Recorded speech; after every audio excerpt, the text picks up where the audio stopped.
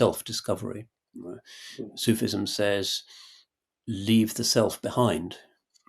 It's the opposite of the New Age self-discovery, self-vaunting ideology. And it takes a lot of modern people a long time to get beyond that, because they've been brought up to believe that in the absence of God and the church and philosophy, even in the postmodern drift of late reality of Western civilization, that all that remains is the self and the body. So everything becomes my body, how I look, what I desire, who I desire, what gender am I, body, body, body.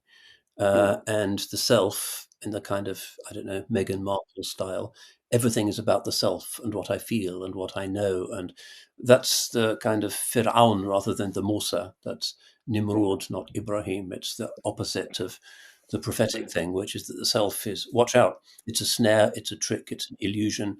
And every sacred tradition has insisted on that.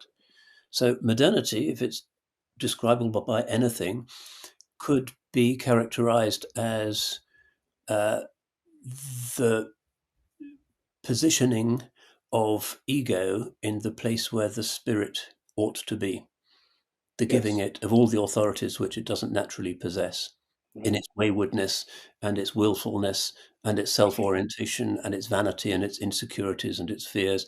The part of us that gives us headaches, that's the self now. That's what we are, because there's no access or no recollection of the existence of a real self. So people have to be de-educated, really, deprogrammed, and told, actually, the self, the whole culture, from primary school to Disney to presidents to everything has told you is what you are. It's not even real. And you need to move away from that unreality that nonetheless is dangerous because it's full of desires and all the rest of it, instincts, it's gravitational. You need to leave behind that which modernity tells you is your reality. And once it's gone, then something else will happen, which is more or less guaranteed, because the only veil over the ruh is the ego. If the ego's gone, then you're sorted again. You're a normal human being. You've recovered your Adamic status. And all the world's spiritualities have said this.